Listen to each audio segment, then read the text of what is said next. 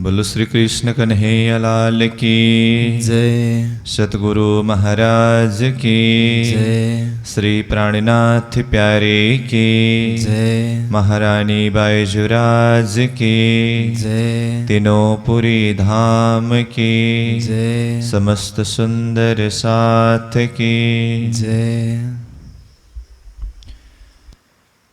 ऐसा खेल दिखाया मांग लिया है हम, अब कैसे अर्ज करूं कहोगे मांग्या तुम, कहोगे मांग्या तुम, ऐसा खेल दिखाया।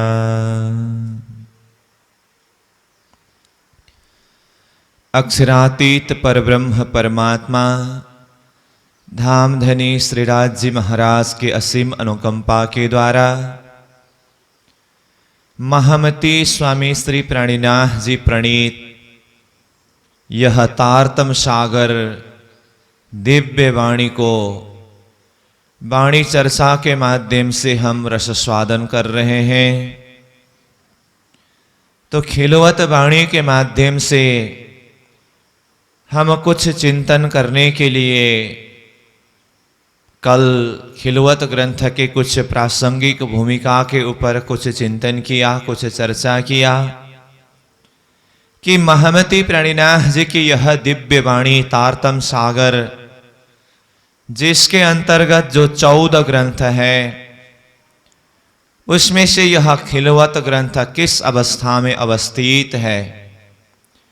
रास ग्रंथ से लेकर खुलासा ग्रंथ तक का वाणी खिलवत ग्रंथ से पहले अवतरण हो चुकी है।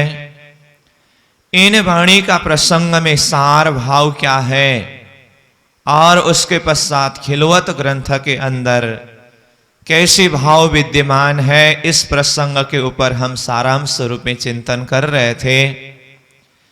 रास ग्रंथ का सार है प्रेम, और प्रकाश ग्रंथ से लेकर के आगे षट्ऋतु ग्रंथ, कलश ग्रंथ, सनंद ग्रंथ, किरंतन ग्रंथ, खुलासा ग्रंथ, इन ग्रंथों में वैसे बहुत सारे प्रसंग हैं। विरह की बात भी है, इश्क की बात भी है, निस्वत की बात भी है, कई प्रसंग है।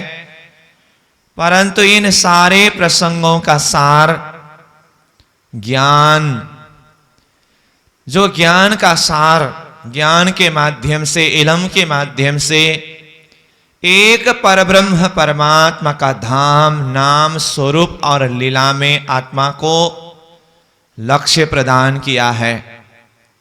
तो ज्ञान के माध्यम से आत्मा पूर्ण रूप से जागृत हो गई, अथवा आत्मा को पूरी तरह से ज्ञान से जागृत कराने के लिए, एक लक्ष्य को तय करने के लिए अभी तक का ज्ञान का प्रसंग के द्वारा इन वाणी के माध्यम से एक परब्रह्म परमात्मा का धाम का लक्ष्य दिया।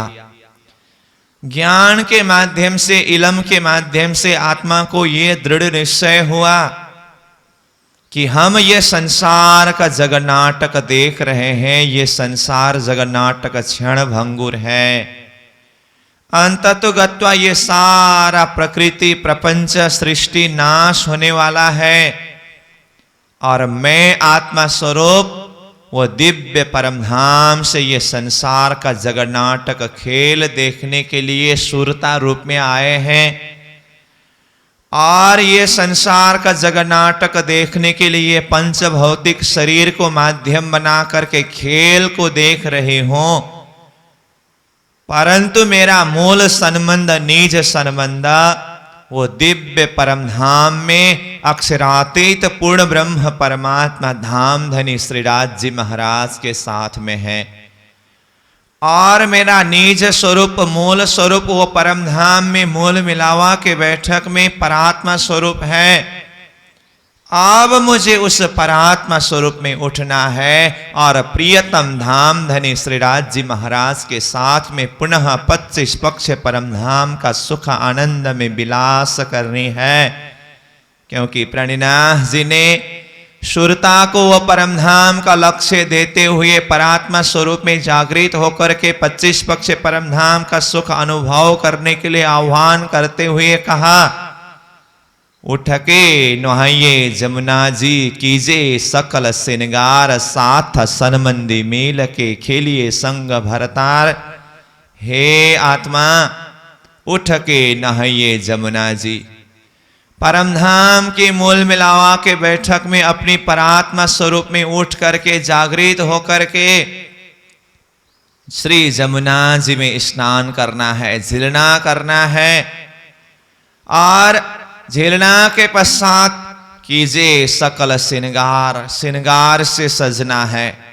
क्योंकि ये संसार में आने से पहले श्रीराज जी महाराज के साथ में वो परमधाम में हम अष्ट प्रहर के लीला के प्रसंग में वो जमुना जी में किस तरह से झिलना करते थे, किस तरह से वहां श्रृंगार करते थे।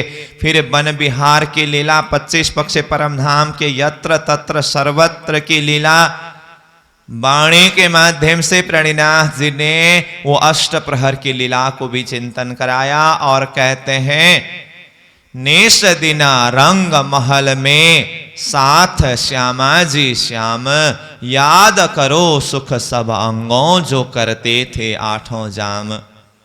हे आत्माओं, नेश दिन नित्य प्रति रात दिन, हर घड़ी हर क्षण हर पल अष्ट प्रहर और 64 घड़ी वो दिव्य परमधाम के अंदर रंग महल में और 25 पक्ष परमधाम में सब तरफ जित साथ श्यामा जी श्याम, प्रियतम धाम धनी श्रीराज जी महाराज, श्यामा जी महारानी और हम साथ सखियां ब्रह्म प्रियाएं किस तरह से परमधाम का सुख आनंद में मदमस्त थे। याद करो सुख सब अंगों, सारे अंग प्रत्यंगों से वो परमधाम का सुख, अष्ट प्रहर के सुख को याद करो जो करते थे आठों जाम, जो आठों प्रहर हम वो सुख को अनुभव करते थे। तो इस तरह से परमधाम के सुख को याद दिलाते हुए जब अष्ट प्रहर लीला की बातें की, चर्चा की, तो अष्ट प्रहर की लीला के प्रसंग में जरा सा हम देखें तो प्रातःकालीन समय, जब प्रथम प्रहर के समय में श्रीराज जी महाराज 5वीं भौम से 4थी भौम होते हुए तीसरी भौम में आकर के तीसरी भौम के पड़साल से वन जंगल को सिंचन करते हैं, पशु पंखियों को अपनी प्रेम भरी दृष्टि से नजर से सिंचन करते हैं। पशु पंखी भी धनी को दर्शन करके खुद धन्य धन्य हो जाते हैं। ऐसे प्रसंग को प्रणिनाथ जी ने वाणी में परिक्रमा ग्रंथ के माध्यम से अष्ट प्रहर के लीला प्रसंग के द्वारा चिंतन कराया। तीजी भौम की जो पड़साल, ठौर बड़े दरवाजे विशाल, धनी आवत है उठी प्रात, बन सिंचत अमृत अघात, पशु पंखियों का मुजरा लेवे, सुख नजर सबों को देवे। ये प्रातःकालीन प्रथम प्रहर की प्रथम लीला है। और उसके पश्चात हम 12,000 आत्माएं श्रीराज जी महाराज को आह्वान करते हैं, अर्जी करते हैं, मारा बालाजी चलो जमुना जल झीलिए, मारा प्रीतम जी चलो जमुना जल झीलिए। पाट घाट की देहुरी में जहां रामत कीजे राज, रतन जड़ित के महल में कीजे रंग विलास, मारा बालाजी चलो जमुना जल झीलिए। तीसरी भौम से ही हम आत्माएं श्रीराज जी महाराज को अर्जी करते हैं, हे प्रियतम धाम धनी श्रीराज जी महाराज, चलें अब ये प्रातःकालीन के समय में श्री जमुना जी में जाकर के झिलना की लीला, जल क्रीड़ा की लीला करें। हम आत्माओं के इस आह्वान को, अर्जी को, प्रार्थना को स्वीकारते हुए प्रियतम धाम धनी श्रीराज जी महाराज, श्यामा जी सहित हम 12,000 आत्माओं को लेकर के तीसरी भौम से दूसरी भौम, दूसरी भौम से प्रथम भौम, मूल दरवाजा से आगे 100 सीढ़ी 20 सादे उतारते हुए चांदनी चौक प्रांगण से होते हुए 7 घाट का बीच अमृत वन के बीच के रास्ता से आगे बढ़ते हुए बंदिश का रोष, पाल का रोष, पाल जल्दिश का रोष को पार करते हुए श्री जमुना जी में स्थित पाट घाट में पहुंचते हैं। जैसे ही पाट घाट में पहुंचने के पश्चात अब जल क्रीड़ा का समय होता है। फिर हम रूहें, हम आत्माएं श्रीराज जी महाराज को अर्जी करते हैं, आप अकेले होजिए संग श्यामा जी साथ, हम हो 12,000 मिल के झीले तुम्हारे पास। हे प्रियतम धाम धनी श्रीराज जी महाराज, अब जल क्रीड़ा का आनंद लेनी है, आप एक तरफ हो जाइए, हम आत्माएं श्यामा जी के साथ में रहेंगे और हम सब एक साथ में मिल करके जल क्रीड़ा झिलना का आनंद लेंगे। इस तरह से फिर जल क्रीड़ा करते हैं, झिलना का सुख लेते हैं। झिलना के पश्चात फिर श्रृंगार लीला, पीतांबर कटी काछ निकाछे, शीस मुकुट लटकाए, हेम कसब की ओढ़नी ओढ़े, झांझरी घूंगरी घमकाए। इस तरह से प्रियतम धाम धनी श्रीराज जी महाराज पीतांबर लगाते हैं और शीश में मुकुट को धारण करते हैं और भी श्रृंगार से सजते हैं। श्यामा जी महारानी सखियां भी अपने अपने ढंग से श्रृंगार से सजते हैं। तो इस तरह से अष्ट प्रहर की लीला में प्रथम प्रहर में ही जमुना जी में जल क्रीड़ा, झिलना की लीला और श्रृंगार लीला, इस प्रसंग का व्याख्या किया गया है। और फिर जैसे ही संध्याकालीन समय, चौथी प्रहर का अंतिम घड़ी, चौथी प्रहर का समय 3 बजे से लेकर के 6 बजे तक का समय है। 3 बजे के समय में श्रीराज जी महाराज श्यामा जी सहित 12,000 आत्माएं 25 पक्ष परम धाम में से मन चाहे कहीं पर भी सैर की लीला के लिए, विहार के लिए चले जाते हैं। 6 घड़ी समय तक रामत होने के पश्चात जब 2 घड़ी समय बाकी रहता है, उसके पश्चात फिर श्री जमुना जी में आकर के 1 घड़ी में झिलना लीला, फिर 1 घड़ी में श्रृंगार लीला होती है। तो संध्याकालीन समय में भी झिलना और श्रृंगार लीला का वर्णन है। तो इस तरह से जमुना जी में झिलना की लीला, श्रृंगार की लीला और उसके बाद 25 पक्ष परम धाम की मन चाहे लीला, इन सारे लीलाओं को याद दिलाते हुए धाम धनी स्वरूप महामती प्रणिनाथ जी ने कहा, उठ के नहाइए जमुना जी, अब हमें खेल से अपनी सुरता को लौटा करके मोल मिलावा के बैठक में परात्मा स्वरूप में उठ करके पुनः श्री जमुना जी में जाकर के झिलना लीला करनी है। और झिलना के पश्चात जिस तरह से खेल में आने से पहले भी हम झिलना करके श्रृंगार से सजते थे, उसी तरह से कीजिए सकल श्रृंगार, संपूर्ण प्रकार से श्रृंगार से सजना है। धाम धनी श्रीराज जी महाराज दिव्य परम धाम में अपनी नूरी स्वरूप में, नूरी श्रृंगार में सजते हैं। तो सखियों को वो श्रृंगार, वो स्वरूप का दर्शन करते करते ऐसी स्थिति हो जाती है, सारी आत्माएं राज्य में कुर्बान हो जाते हैं। और यहाँ खेल में बैठे बैठे भी श्रीराज जी महाराज की वो स्वरूप का चिंतन करना है, श्रृंगार का चिंतन करना है। सब अंगों देखो फेर के और देखो सब श्रृंगार, काम हुआ अपनी रूहों का, देख देख जाओ बलिहार।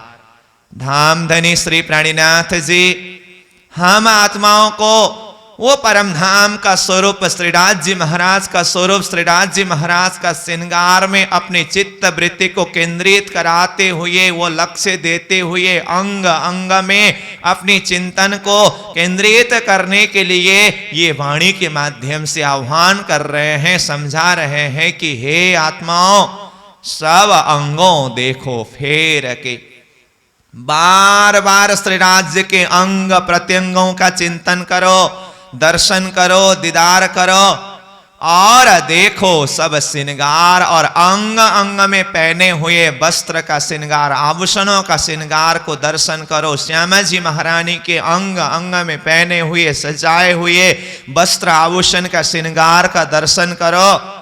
तो श्रीराज जी महाराज के श्रृंगार को जरा सा देखें तो श्रीराज जी महाराज ने अपने शेष कमल पर सिंदूरिया रंग का पाग पहने हुए हैं और श्रीराज जी महाराज ने श्वेत रंग का जामा पहने हुए हैं, केसरिया रंग का इंजार है और नीलो न पीलो बीज के रंग का पटुका है और आसमानी रंग का चादर ओढ़े हुए हैं।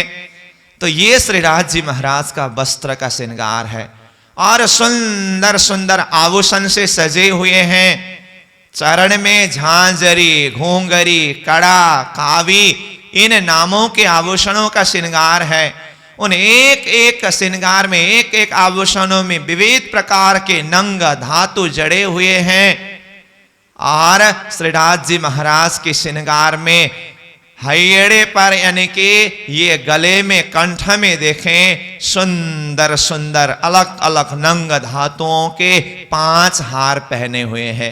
बाजू में बाजूबंद और काड़े में कड़ा और पहुंची मुंदरियां अंगूठियों में। तो ये सारे सुंदर श्रृंगार है और श्रीराज जी महाराज के कान का श्रृंगार, नाक का श्रृंगार और मस्तक पर तिलक की शोभा और भ्रिकुटी की शोभा, अधूर की शोभा, हरवटी की शोभा, उसके बीच के लांक की शोभा, एक एक अंग अंग का श्रृंगार का दर्शन कराया है।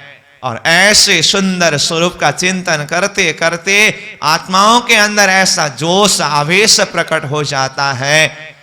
हम सेवा पूजा के माध्यम से श्रीराज जी की स्वरूप का चिंतन करते हैं। जो प्रणिनाथ जी ने कीर्तन वाणी के माध्यम से श्रीराज जी का स्वरूप का वर्णन किया है, स्वरूप सुंदर सनकुल सकोमल रूह देख नैना खोल नूर जमाल, फेर फेर महबूब जी आवत हृदय, किया किनने तेरा कौल फैल ए हाल।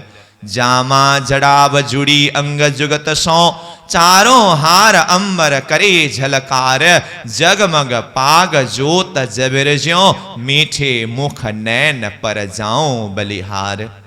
लाल अधूर हसत मुख हरवटी, नासिक तिलक नीलवट, भोए केश श्रवण भूषण, मुख दंत मिठी रसना, ये देख दर्शन आवे जोश आवेश। श्रीराज जी के ऐसे दिव्य स्वरूप और दिव्य श्रृंगार का अंग प्रत्यंगों का दर्शन करने से जो आशिकी आत्मा है, जो ब्रह्म प्रिया है, जो निष्वती आत्मा है, उसके अंग अंग में जोश भर करके आता है। और आगे बढ़ करके प्राणीनाथ जी कहते हैं, रोशनी पटुकी करे अवकाश में, चरण भूषण जामे इंजार झाए, कहे महमती मोमिन रूह दिल को, मासुक खैचे तोहे अरस की माही। चाहे श्रीराज जी की कमर में पटुका की रोशनी हो, चाहे अंग अंग का नूर हो, अंग अंग का प्रकाश हो, श्रीराज जी के अंग अंग के नूर के विषय में यहां तक कहा, नख का नूर चिर चढ़ियो आसमान में, जो हक चलवन करे सब अंगुरी। श्रीराज जी महाराज अपनी नूरी अंग का अंगूठियों को जब चलाते हैं तो इसके जो नूर है, नख का नूर जो है, ये आसमान को प्रकाशित कर देता है। तो श्रीराज जी के सर्वांग स्वरूप में अंग अंग में कितने नूर है, कितने प्रकाश है, और अंग अंग में ही इतना नूर है, प्रकाश है, शोभा है। तो श्रीराज जी के हृदय के अंदर, उनके दिल के अंदर कितने नूर है, कितने प्रकाश है, इसको आत्मा बार बार चिंतन करती है। तो प्रणिनाथ जी ने कहा, अंग अंग का चिंतन करो, अंग अंग का दर्शन करो, सब अंग देखो फेर के और देखो सब श्रृंगार। फिर श्यामा जी महारानी के श्रृंगार को भी हम जरा सा चिंतन करें। श्यामा जी महारानी के श्रृंगार में सिंदूरिया रंग को साड़ी, श्याम रंग को कंजुके, नीली लाही को चरनिया है, और चरण में अनवट बिछुआ नाम का आभूषण है, झांझरी घूंघरी कावी कड़ा भी पहने हुए हैं। और श्यामा जी महारानी के हयड़े में सुंदर सुंदर अलग अलग नंग धातुओं के 7 हार शोभायमान है, और बाजू में बाजूबंद, कलाई में नव घड़ी नव चूड़ी और विभिन्न प्रकार के आभूषण पहने हुए हैं, और अंगूठों में अंगूठी, अंगूठे में आरसी नाम के आभूषण है, फिर शीर्ष कमल पर राखड़ी शोभायमान है, नासिका के आभूषण में जो मुरली नाम के आभूषण है, ये सारे अंग अंगों के आभूषण की शोभा, श्रृंगार का शोभा, श्यामा जी महारानी की शोभा, श्रृंगार का दर्शन करने से भी आत्मा के अंदर ऐसे ही भाव प्रकट होता है। अंग अंग में प्रेम, अंग अंग में उमंग, अंग अंग में प्रसन्नता छा जाती है। इसलिए तो प्रणिनाथ जी ने बार बार श्रीराज जी के श्रृंगार में स्वरूप में, श्यामा जी के श्रृंगार में स्वरूप में आत्मा के दिल को केंद्रित कराने के लिए वाणी के माध्यम से, कई चौपाई के माध्यम से समझा रहे हैं। तो सब अंग देखो फेर के जुगल स्वरूप श्रीराज जी श्यामा जी के अंग अंग को बार बार, एक बार नहीं, दो बार नहीं, निष्वती आत्मा, सन्मंदी आत्मा, अंकुरी आत्मा को तो एक बार श्रीराज जी के अंग का दर्शन हो जाए, वहां से अपने चित्त वृत्ति को, चिंतन को अलग करने का, अपनी नजर को अलग करने का ऐसा कोई कल्पना भी नहीं कर सकती है, ऐसा कोई गुंजाइश ही नहीं है। यही तो आशिकी धर्म है, यही तो आत्मा धर्म है। अपने प्रियतम धाम धनी के एक अंग का दर्शन होने के पश्चात उसी में मिट जाना, उसी में खो जाना। जिस तरह से मिश्री सागर के किनारे में पहुंचते ही वो पिघल पिघल करके अपने अस्तित्व को मिटा देती है और सागर रूप में मिल जाता है, ऐसे ही आत्मा प्रियतम धाम धनी श्रीराज जी के प्रेम में, श्रीराज जी की वो आनंद में अपने आप को मिटा देते हैं। बस तू ही तू। इसीलिए तो कहा है ना, जब मैं था तो हरि नहीं, जब हरि है तो मैं नहीं, प्रेम गली अति सांकड़ी तामे दो न समाए। देखिए तो चिंतकों ने कितनी गहरी बात की है। जब मैंपन रहता है तब तक हृदय में परमात्मा का अनुभव नहीं होता है। जब अंग अंग से परमात्मा का अनुभव करने लगेंगे, राज्य की परमात्मा के अंग अंग का दर्शन होने लगेगा, तो अपने आप को परमात्मा के चरण में, श्रीराज जी के चरण में, हृदय में मिटा देते हैं, अपना अस्तित्व को मिटा देते हैं। और उस समय में जब हरि है तो मैं नहीं, यानी कि जब परमात्मा में आत्मा ऐसे समर्पित हो गई और आत्मा का अब मैंपन होता ही नहीं है, क्योंकि ये तो प्रेम का मार्ग है, भक्ति का मार्ग है। ये प्रेम का मार्ग, भक्ति का मार्ग इतनी सकड़ी गली है, तामे दो न समाए। ये मैं और तई होता ही नहीं है, यहाँ तो बस तू ही तू है। इसीलिए परम धाम का वर्णन करते हुए 25 पक्ष परम धाम में वो चैतन्य पशु पंखी है, वो भी धनी को गुण गाते हैं, तो वही तू ही तू, तू ही तू करके गाते हैं ना। कोई पियो पियो कर पुकार ही, कोई कहे खसम खसम, कोई धनी धनी मुख बोल ही, कोई कहे तुम ही तुम। देखिए तो आत्मा ही नहीं, 25 पक्ष परम धाम की वो चैतन्य शाश्वत पशु पंखी भी धाम धनी श्रीराज जी महाराज को तू ही तू, आप ही हमारे सर्वस्व हो, आप ही हमारे सर्वस्व हो, आप ही हमारे स्वामी हो, आप ही हमारे खसम हो, महबूब हो, आप ही हमारे धाम धनी हो। इस तरह से परम धाम में वो पशु पंखी भी धनी के गुण को गाते हैं, धनी को रिझाते हैं और वो स्वयं भी प्रसन्न होते हैं।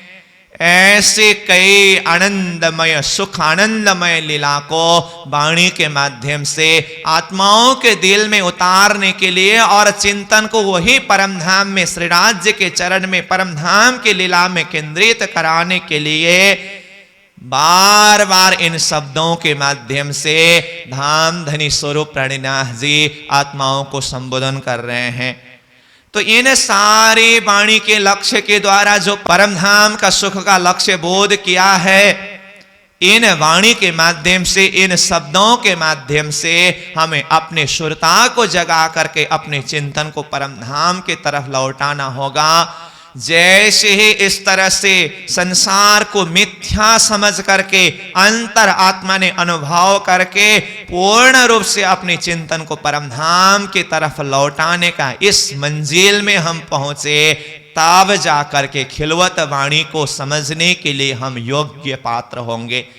क्योंकि मैं कल से ही इस खिलवत वाणी की भूमिका के प्रसंग में बता रहा हूं ये खिलवत ऐसी स्थिति की बात है, यहां ऐसे भाव है, ज्ञान के द्वारा पूर्ण रूप से आत्मा को लक्ष्य मिल गया, संसार नाशवंत है, मिथ्या है, झूठा है, कहने में आत्मा को अब कोई संदेह नहीं है। ज्ञान ने पूरी तरह से ये समझ दिया और वो सच्चिदानंदमय परमधाम के सुख के अंदर, श्री राज्य की वो दिव्य सुख के अंदर परात्मा स्वरूप में उठ करके अंदर डूब जाए, आत्मा ये चाहती है। परंतु अभी आत्मा के दिल में वो प्रेम अनुभव होने नहीं दिया, इसलिए वो परमधाम का दरवाजा खोल करके आत्मा अंदर प्रवेश नहीं कर पा रही है। इसलिए दरवाजा के स्थान में बैठ करके, दरवाजा के स्थान में बैठने का मतलब संसार से चित्तवृत्ति को बिल्कुल उठा करके परमधाम ही सब कुछ है, श्री राज्य ही सब कुछ है, आत्मा उस स्थिति तक पहुंची और परमधाम के अंदर श्री राज्य के उस हृदय के सागर के अंदर आत्मा को प्रवेश होने नहीं दिया, अनुभव होने नहीं दिया, डूबने नहीं दिया। तो आए ऐसी स्थिति में अब आत्मा किस तरह से तड़पती है, किस तरह से बिलखती है, ये भाव को खिलवत वाणी में धामधनी स्वरूप प्रणिनाथ जी, जिनके आवेश शक्ति इंद्रावती आत्मा के हृदय के अंदर विराजमान होकर के ये वाणी को जाहिर कर रहे हैं, तो इंद्रावती आत्मा अपने अनुभव के द्वारा अपनी स्थिति की बात को भी यहाँ पर प्रस्तुत करते हैं। तो इस तरह से खिलवत वाणी को हमें इस भाव से चिंतन करना होगा।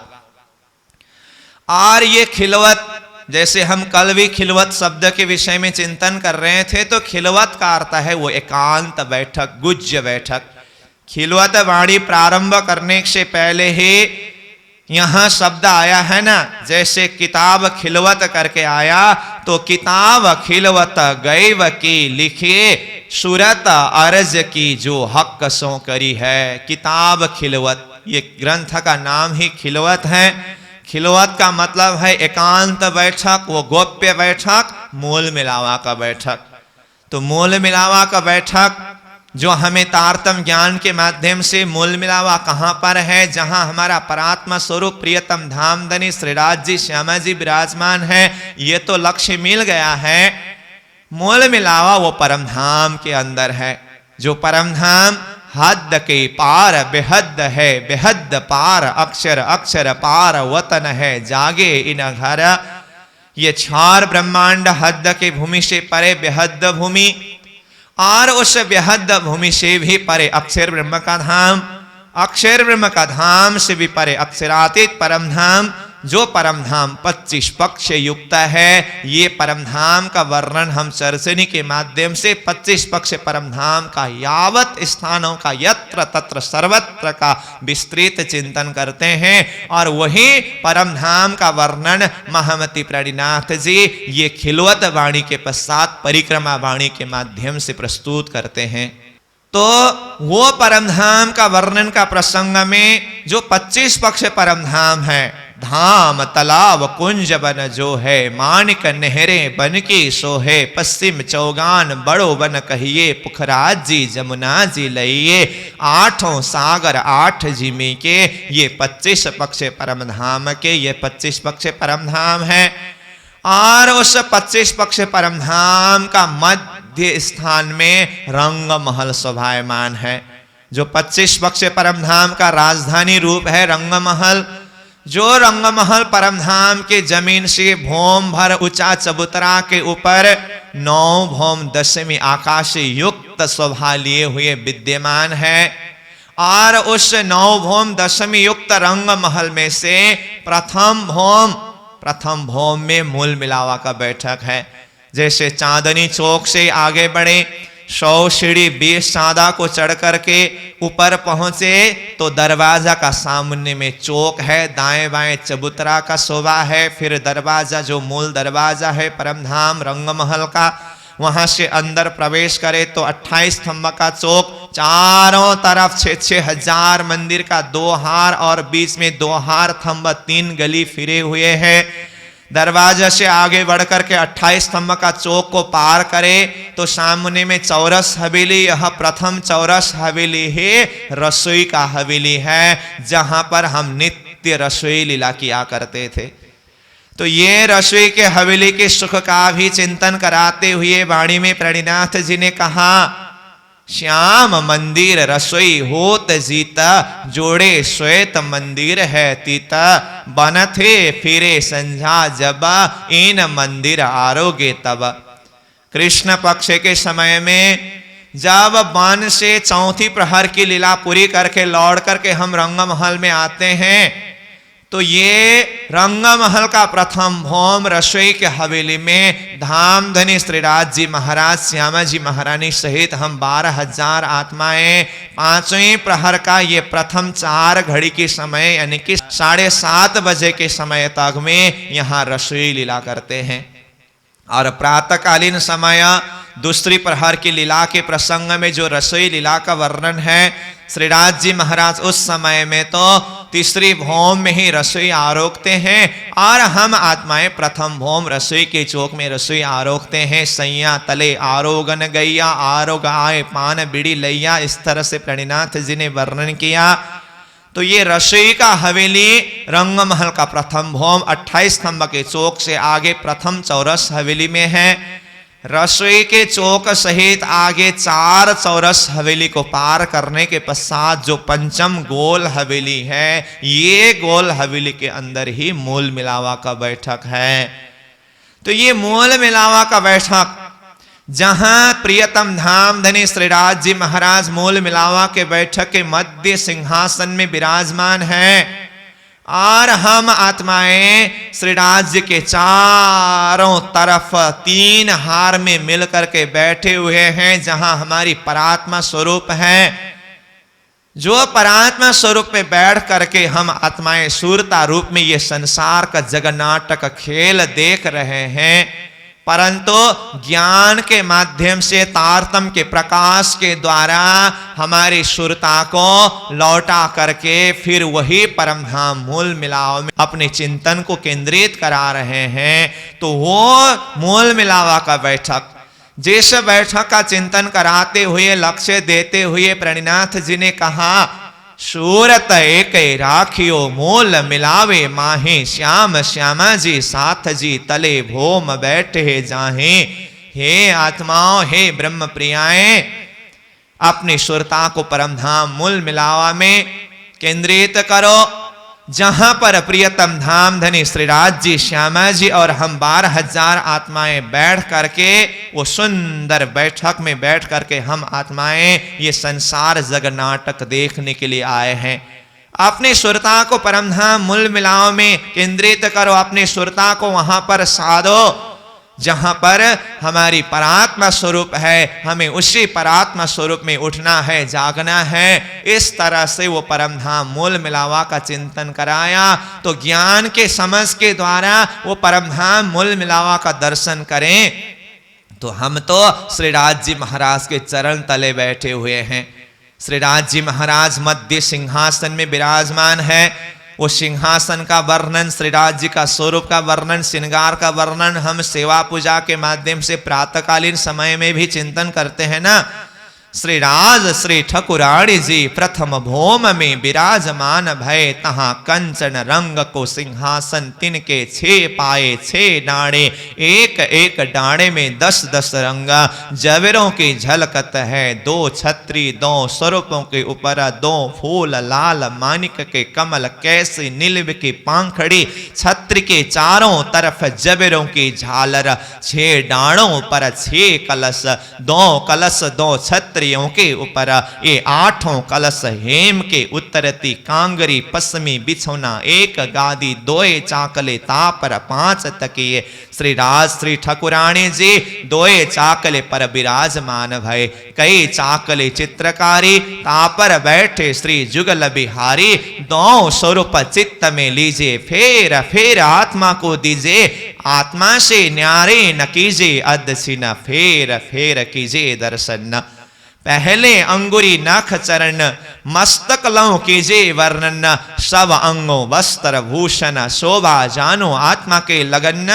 सुंदर श्री ठकुराणी जी को श्रृंगार सिंदूरिया रंग जड़ाओ की साड़ी, श्याम रंग जड़ाओ के कंचुकी, नीली लाही को चरनिया, श्रीराज जी को श्रृंगार, सिंदूरिया रंग जड़ाओ के चीरा, आसमानी रंग जड़ाओ के पिछौरी, नीलो न पीलो बीच के रंग को पटुका, केसरिया रंग जड़ाओ को इंजार, श्वेत रंग जड़ाओ को जामा, श्री जुगल स्वरूप को मूल बागो, अद्वैत की लाठी हाथ हम लेके सब साथ को प्रणाम।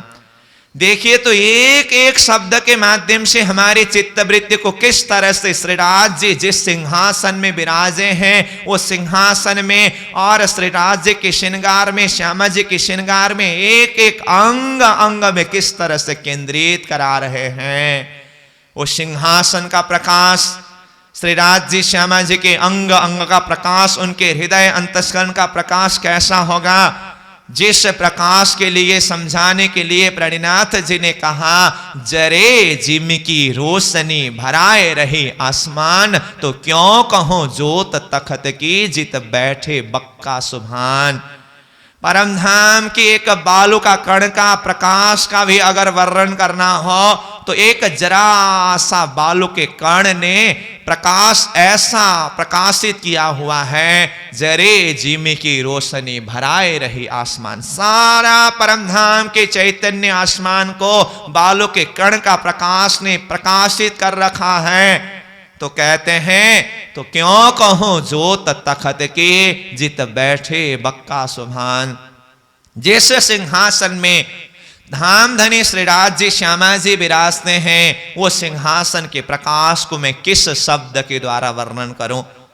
प्राणीनाथ जी वाणी में सहोर शब्द को बार बार चर्चा करते हैं और बहुत गहराई से चर्चा करते हैं। अब हम विचार करें सहुर के माध्यम से बालों का कण का प्रकाश ही आसमान को प्रकाशित कर रहा है, तो सिंहासन का प्रकाश का मैं कैसे वर्णन करूं, ये प्रणिनाथ जी ने कहा। तो अब हम विचार करें सिंहासन के प्रकाश के लिए ही ये भाव को प्रस्तुत कर रहे हैं। तो वो सिंहासन में विराजे हुए जुगल स्वरूप के अंग प्रत्यंगों का प्रकाश को किस शब्द से वर्णन करें। और अंग प्रत्यंगों में ही ऐसा प्रकाश है तो उनके अंतर हृदय के गहराई को जो प्रकाश है उसको किस तरह से शब्द में वर्णन करें। इसीलिए ये तो शब्दातीत शोभा है। तो ये शोभा हृदय में कब आएगा, बार बार चित्तवृत्ति को उसी स्वरूप में उसी श्रृंगार में केंद्रित करे तो तब जाकर के कुछ वो लज्जत, कुछ स्वाद, कुछ मस्ती, कुछ अनुभव आत्मा कर सकती है। ये तो कहने में नहीं आती है, आत्मा अनुभव कर सकती है। इसीलिए तो प्रणिनाथ जी कहते हैं ना, रूहों की नजर देखियो असल बक्का के तन। अखंड स्वरूप का जो दर्शन है, श्रृंगार है, वो परात्मा स्वरूप के भाव से अंतर आत्मा के नजर से दर्शन करने पर ही आत्मा को कुछ लज्जत अनुभव हो सकती है। शब्द के माध्यम से उसको वर्णन करना, समझना और समझाना वो तो संभव ही नहीं है। वो मूल मिलावा के बैठक में जुगल स्वरूप श्रीराज जी श्यामा जी की श्रृंगार स्वरूप और वो सिंहासन का वर्णन इस तरह से हमारे चिंतन को केंद्रित कराने के लिए किया है। और चबूतरा के ऊपर सुंदर गलीचा में हम 12,000 ब्रह्म प्रियाएं सुंदर हार में सज करके बैठे हुए हैं।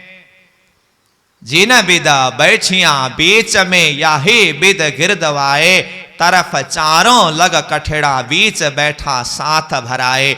चबूतरा के किनार में जो 64 थंब और कठेड़े हैं, इन थंब और कठेड़ों के बीच में अंदर हम 12,000 आत्माएं पूरी तरह से भर करके बैठे हुए हैं। गलबैया डाल करके एक दूजी को अंक भर लग रहिया अंगों अंगा, दिल में खेल देखने की है सब अंगों उचरंगा। इस तरह से हम सब आत्माएं वहां पर मिल करके बैठे हुए हैं। इसी बैठक का नाम है मूल मिलावा का बैठक।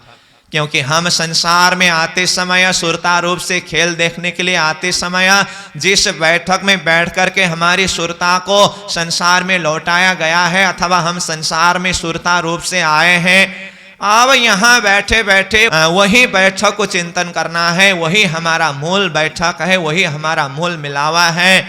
तो वो एकांत बैठक है, वो गुज्य बैठक है। जिस बैठक के विषय में कोई भी नहीं जान सकते हैं, जिस बैठक के विषय में किसी को शुद्धि नहीं है, तो वही गोप्य बैठक हुआ, वही एकांत बैठक हुआ ना। इसलिए ये खिलवत मूल मिलावा का बैठक, वो एकांत बैठक। तो किताब खिलवत यानी कि जिस खिलवत खाना का मूल मिलावा का वो एकांत बैठक का वर्णन किया है, और जिस बैठक के अंदर सिर्फ आत्मा और परमात्मा ही है, तो आत्मा और परमात्मा के बीच में कैसी कैसी बातें हुई और किस तरह से आत्मा प्रियतम धामधनी श्रीराज जी को अपनी अंतरंग भाव की पुकार को व्यक्त कर रहे हैं, ये सारी भाव को इस खिलवत वाणी के माध्यम से जाहिर किया। इसलिए कहा किताब खिलवत गैब की। गैब की मतलब छिपी हुई रहस्यमय बातें, जो आज तक धरती में कभी जाहिर हुआ ही नहीं है। वाणी के संदर्भ में वो अखंड परमधाम की लीला, अखंड परमधाम की वाणी के संदर्भ में तो कलश वाणी से ही प्रणिनाथ जी ने प्रस्तुत किया। सुनियो वाणी सुहागनी, होती जो अकथ अगम, सो बीतक कहो तुमको उड़ जासी सब भरम। हे सुहागिन आत्माओं, हे ब्रह्मात्माओं, आप लोगों को मैं वो अकथ और अगम वाणी को जाहिर करके समझाने जा रहा हूं, जो आपका ही बीतक है। तो धरती के लिए तो अकथ और अगम हुआ, परंतु ये परमधाम की सारी लीला, मूल मिलावा की बैठक की सारी वृत्तांत, ये तो ब्रह्मात्माओं की ही अपनी बीतक है ना।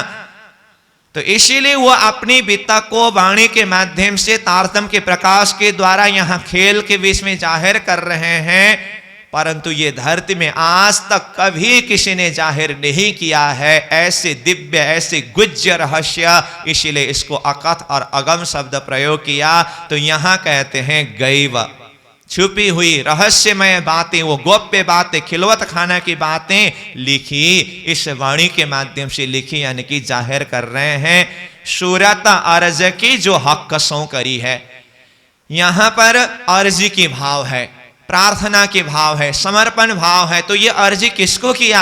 हक यानी कि प्रियतम धामधनी श्रीराज जी महाराज को आत्मा अपनी अंतरंग भाव से की हुई अर्जी को इस वाणी के माध्यम से प्रस्तुत किया है। तो खिलवत का अर्थ वो एकांत बैठक, वो मूल मिलावा का बैठक और वो गुज्य बैठक।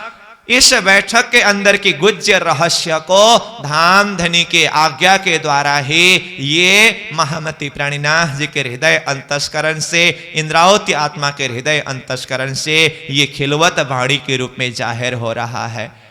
तो इस वाणी का भाव, तो जिस तरह से इंद्रावती के हृदय से वो एकांत बैठक गुज्य रहस्य की बातें उस स्थिति से अवतरण हुई है, हमें इस वाणी को समझने के लिए भी, जैसे कि मैंने पहले ही कहा, हमारे हृदय अंतस्करण, हमारी मनस्थिति, हमारा विचार उस स्थिति में पहुंचा हुआ होनी चाहिए। ज्ञान के द्वारा, समझ के द्वारा, तारतम के प्रकाश के द्वारा हृदय में ये संसार नाशवांत है कहने में और परमधाम ही श्रीराज जी ही मेरा एकमात्र सर्वस्व है कहने में हृदय में जब कोई संदेह नहीं रहता है, तब जाकर के ये खिलवत वाणी के भाव को, यहाँ की पुकार को, यहाँ की अर्जी को आत्मा कुछ अनुभव कर सकती है। तो इस तरह से हम खिलवत वाणी के अंदर प्रवेश कर सकते हैं।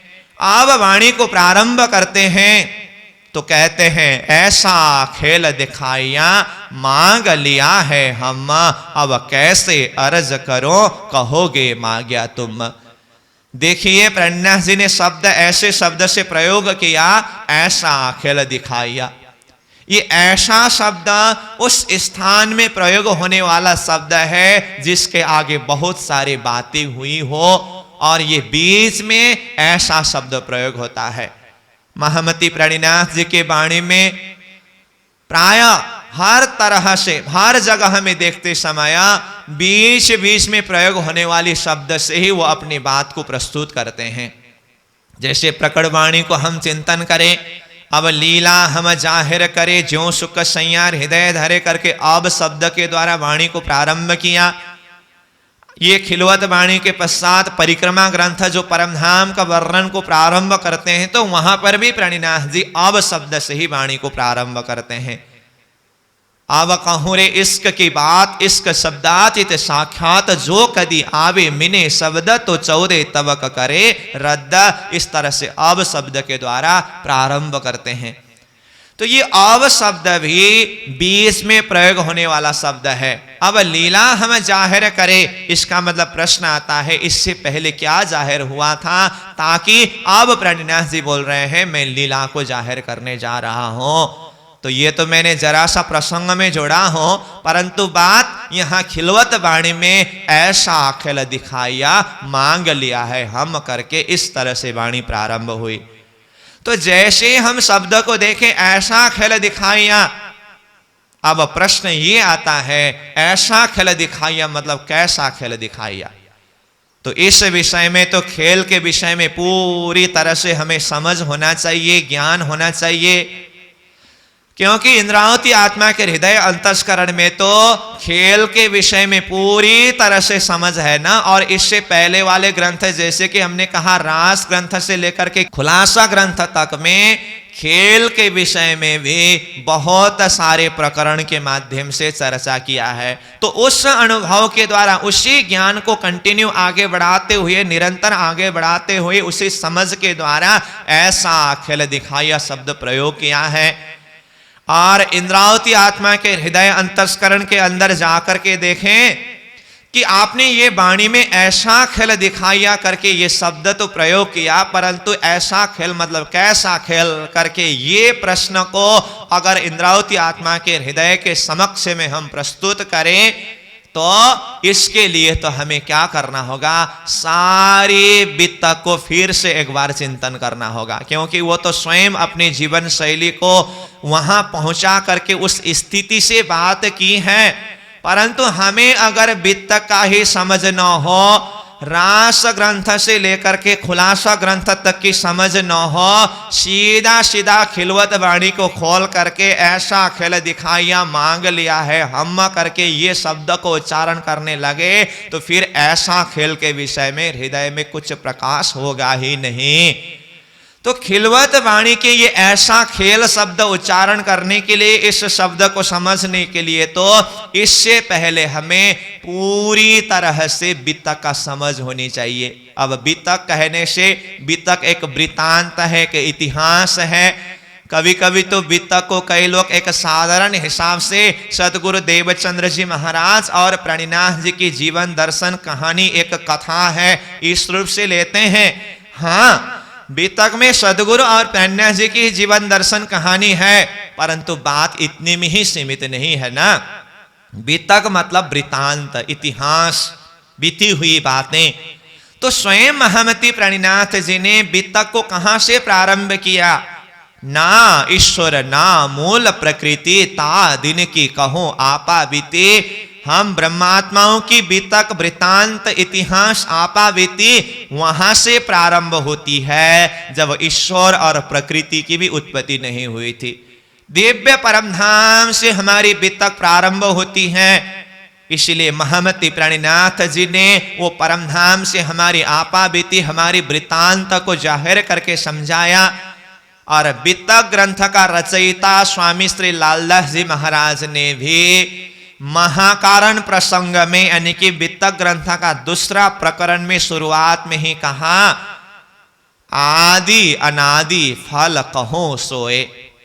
सृष्टि की उत्पत्ति से पूर्व परमधाम तीसरी भौम से लेकर के अब सृष्टि की महाकारण प्रसंग को देखते हुए सृष्टि उत्पत्ति का कारण क्या है, फिर सृष्टि की उत्पत्ति किस तरह से हुई, हम आत्माएं किस तरह से ब्रजमंडल में आए, फिर रासमंडल में आए, फिर जागनिक ब्रह्मांड में आए, और यहां से अब जागृत होकर के परमधाम मूल मिलाव में किस तरह से जागृत होना है और खेल किस तरह से पूरी होगी। ये सारे वृत्तांतों को आदि अनादि शब्द के माध्यम से कहा है। और फल शब्द जो है ये खेल दिखने का अथवा खेल दिखाने का कारण क्या है, श्रीराज जी महाराज के पातशाही और परमधाम की प्रेम को, इश्क को समझने के लिए ये खेल दिखाया है। एक पातशाही अरस की दुजा वाहिदत का इश्क सो दिखलाने रूहों को पहले दिल में लिया हक। श्रीराज जी महाराज ने अपने आत्माओं को परमधाम का पातशाही और परमधाम का अद्वैत प्रेम की महिमा को समझाने के लिए खेल दिखाने की बात दिल में लिया और खेल को विस्तार किया। तो यहां आदि अनादि फल कहूं सोए करके जो फल शब्द प्रयोग किया है ना, ये फल का अर्थ है सृष्टि का फल। तो सृष्टि का फल क्या है, सार क्या है? तो सृष्टि का सार, खेल देखने का सार फल है श्री राज्य की पातशाही को समझना और परमधाम के अद्वैत प्रेम को समझना, यही तो सार फल है। तो इस तरह से परमधाम से लेकर के परमधाम तक की आपा बीती वृत्तांता ये हमारी बीतक है। तो परमधाम से हमारी जैसे ही बीतक प्रारंभ होती है तो श्रीराज जी महाराज ने खेल दिखाने के विषय में दिल में किस तरह से लिया। पहले लय हक के दिल में, पीछे आए माहे नूर ताप पीछे हादी रूहन में, ये जो हुआ जहोर। श्रीराज जी महाराज ने पहले दिल में लिया, फिर यही भावना को श्यामा जी महारानी के अंदर प्रवेश कराया, फिर अक्षर ब्रह्म के हृदय में भी परमधाम के अंदर की गुह्य लीला दर्शन करने की इच्छा हुई और हम आत्माओं के हृदय में भी अक्षर ब्रह्म का खेल देखने की इच्छा हुई। ये प्रेम संवाद इश्क रब्द का प्रसंग है और ये तो विस्तृत प्रसंग हम बीत के माध्यम से और वाणी चर्चा में भी अन्य प्रसंग से चिंतन करते हैं, परंतु मैं यहाँ पर सार रूप में इस प्रसंग को इसीलिए जोड़ रहा हूं। प्राणीनाथ जी यहाँ खिलवत वाणी में कहते हैं ऐसा खेल दिखाया, तो खेल कैसा, इस विषय में हमें कहां से चिंतन करना होगा उसको जरा सा एक सूत्र रूप में मैं यहाँ पर कुछ प्रसंग को जोड़ने का प्रयास कर रहा हूं। तो परमधाम के आनंद में रहते हुए झूमते हुए हम आत्माओं ने खेल मांगने के लिए श्रीराज जी के साथ में किस तरह से जिद किया और वही जिद के कारण हमें ये संसार में आना पड़ा, क्योंकि हमने बार बार खेल देखने के लिए जिद किया। राज जी महाराज तो बार बार मना कर रहे थे, जिस संदर्भ में प्रणिनाथ जी कहते हैं मने किए हमको 3 बेर तब हम मांग्या फेर फेर फेर, धनी कहे घर की ना रहसी शुद्ध भूलसी आप ना रहसी बुद्ध, तो मने करत है हमको भी भूलोगे तुम, मुझे भूलोगे, धाम को भूलोगे, अपने आप को भूलोगे, इसीलिए खेल देखने मत जाओ। संसार में जाकर के आग पानी पत्थर को ही पूजोगे। इस तरह से धामधनी ने बहुत शब्दों के द्वारा समझाया, परंतु हम आत्माओं ने राज्य महाराज की कुछ बात को कुछ कदर किया नहीं, माना नहीं। तो अंततः गत्वा राज्य महाराज ने खेल दिखाने की ही बात दिल में लिया और अक्षर ब्रह्म के माध्यम से ये स्वप्निक जगत प्रपंच जन्य सृष्टि को रचना करके परमधाम के मूल मिलावा के बैठक में हमारी परात्मा स्वरूप को बिठा करके हम आत्माओं को सुरता रूप में ये संसार में उतारा। तो सर्वप्रथम हम ये संसार में कब आए और कहां आए, ये सारे प्रसंग हम बीतक के माध्यम से श्रवण करते हैं। फिर भी मैं जरा सा यहाँ ऐसा शब्द के ऊपर कुछ चिंतन करने का सूत्र के लिए सार रूप में इस बात को यहाँ जोड़ रहा हूं। तो जब सृष्टि की उत्पत्ति हुई, ब्रह्मा जी के दूसरे परार्ध के 28वें द्वापर का जब समय यहाँ पर प्रारंभ हुआ, तो उसी समय में हम आत्माओं को धामधनी श्रीराज जी महाराज ने ये खेल के अंदर ब्रज मंडल में ब्रज बधुओं के रूप में अवतरण कराया। ज्यों नींद में देखे सुपन्ना यों उपजे हम ब्रज वधु जन्ना, उपजत ही मन आशा घनी हम कब मिलसे अपने धनी। इस तरह से ब्रज मंडल में हम आए और प्रियतम धामधनी श्री कृष्ण जी स्वयं नंद बाबा के घर में प्रकट हुए। लाला के अंदर अपने आवेश शक्ति को भर करके अक्षर के आत्मा के साथ में धामधनी का जोश को प्रवेश करा करके पधारे। तो प्रणिनाथ जी इस संदर्भ में भी कहते हैं आत्म अक्षर जोश धनी धाम, दो भुजा स्वरूप जो श्याम, आत्म अक्षर जोश धनी धाम। अक्षर का आत्मा है, धाम धनी श्रीराज जी का जोश है, आवेश है। हम आत्माएं 11 वर्ष 52 दिन तक प्रियतम धाम धनी श्री कृष्ण जी के साथ में ब्रजमंडल में प्रेम भरी संयोग तथा वियोग का आनंद का अनुभव करने के पश्चात फिर रास मंडल में योग माया का वृंदावन में जाकर के रास का अनुभव किया, वहां पर भी संयोग और वियोग का अनुभव किया। पुनः यह तीसरे ब्रह्मांड जागने के ब्रह्मांड में हम आत्माएं जागने का सुख और परमधाम के सुख को और गहराई से चिंतन कराने के लिए धामधनी ने पहले तो विरह का अनुभव कराने के लिए, क्योंकि ब्रजरास में तो तारतम न होने से संबंध का पहचान नहीं था, तो गहराई से वो विरह का भी अनुभव नहीं हुआ। तो जागने के ब्रह्मांड में तारतम के द्वारा संबंध की पूरी पहचान दिला करके फिर से वियोग का अनुभव करा करके परमधाम का सुख समझाना है। इसीलिए तीसरे ब्रह्मांड जागने के ब्रह्मांड को आत्मा को उतारा गया, जिसमें सुंदरबाई सखी को सर्वप्रथम श्री देवचंद्र जी महाराज के स्वरूप में पदार्पण होना हुआ और उन्होंने 40 वर्ष तक किस तरह से साधना करके तारतम मंत्र को धरती में प्रकट कराया। फिर सदगुरु महाराज ने 34 साल तक किस तरह से जागने की, उसी बीच में महराज ठाकुर के रूप में विक्रम संवत 1675 के समय में इंद्रावती की वासना धामधनी के आवेश शक्ति को लेकर के किस तरह से प्रकट होते हैं और 12 वर्ष की उम्र में ही सदगुरु महाराज के चरण शरण में गए। अब सदगुरु महाराज के चरण शरण में जाने के बाद अब आगे की सारी जीवन दर्शन परिस्थितियां जो अभी यहाँ पर विस्तृत रूप से ये चर्चा करना ये तो संभव नहीं है, फिर भी मैं बीता की तरफ जरा सा नजर डालने का इसीलिए प्रयास कर रहा हूं कि बार बार मैं बोल रहा हूं। यहां खिलवत वाणी में प्रणिनाथ जी ने ऐसा खेल दिखाया, शब्द प्रयोग किया, तो ऐसा खेल को समझने के लिए एक बार हमें पूरी तरह से वित्त के ऊपर चिंतन करना होगा, क्योंकि ये खिलवत वाणी तो महामती प्रणिनाथ जी जब पन्ना जी की भूमि में पहुंचे, श्री 5 पद्मावतीपुरी धाम की स्थापना हुई 1740 के पश्चात की ये वाणी है।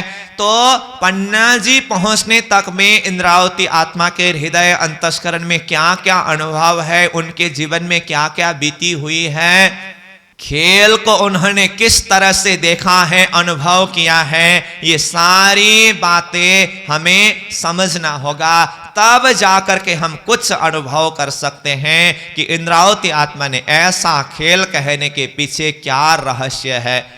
इसी प्रकरण के आगे कुछ चौपाई के माध्यम से ऐसा खेल के संदर्भ में कुछ प्रकाश डालते हैं, परंतु यहाँ तो बहुत गहरी और बहुत सार भाव से हैं, हमें चिंतन करना होगा वित्तक के माध्यम से ये खेल के विषय में। और साथ ही साथ वाणी में रास ग्रंथ से लेकर के खुलासा ग्रंथ तक में खेल के विषय में किस तरह से समझाया है वो भी हमें जानकारी होनी होगी, तब जाकर के ये खिलवत वाणी में ऐसा खेल दिखाया शब्द को हम समझ सकते हैं। और आगे फिर कहते हैं, मांग लिया है हम अब कैसे अर्ज करो, कहोगे मांग्या तुम अब किस तरह से अर्जी करे, अगर अर्जी भी करो तो आप कहेंगे ये खेल तो तुमने ही मांगा था। इस तरह से आगे चर्चा करेंगे। तो प्यारे सुंदर साहस जी, आज का हमारा वाणी चर्चा का समय पूरा हुआ। आज भी हमने ये खिलवत ग्रंथ का भूमिका का प्रसंग के ऊपर ही कुछ चिंतन किया। ये पहला चौपाई को भी पूरी तरह से खुलासा नहीं कर पाया है। कल फिर हम इसी प्रसंग को खिलवत वाणी के अंदर प्रवेश करने का भूमिका का भाव हमने कल प्रथम दिवस के प्रसंग में भी कुछ चिंतन किया और आज भी उसी भाव को कुछ चिंतन करने का प्रयास किया। और खिलवत वाणी के ये प्रारंभिक चौपाई ऐसा खेल दिखाया, इसके पीछे क्या रहस्य है, तो वित्तक के माध्यम से हमें कुछ चिंतन करना होगा। तो उस तरफ भी जरा सा नजर डालने का, चिंतन करने का प्रयास किया। कल हम यही ऐसा खेल दिखाया शब्द के ऊपर ही वाणी के माध्यम से, इससे पहले प्रणिनाथ जी ने कहां कहां खेल के विषय में किस तरह से चर्चा किया है, उस प्रसंग के द्वारा भी खेल के विषय में कुछ चिंतन करके फिर आगे यही खिलवत बाड़ी में खेल के संदर्भ में उन्होंने किस तरह से ये भाव को प्रस्तुत किया है, आगे का भाव हम अगले बैठक में चिंतन करेंगे। समय को देखते हुए अभी चौपाई दोहरा करके प्रसंग को विश्राम देंगे। बोलो श्री सद्गुरु महाराज की जय। श्री प्राणनाथ प्यारे की जय। ऐसा खेल दिखाया, ऐसा खेल दिखाया, मांग लिया है हम, मांग लिया है हम, अब कैसे अर्ज करूं, अब कैसे अर्ज करूं, कहोगे मांग्या तुम, कहोगे मांग्या तुम, कहोगे मांग्या तुम, कहोगे मांग्या तुम। बोलो श्री सद्गुरु महाराज की जय। श्री प्राणनाथ प्यारे की जय। प्रणाम। प्रणाम।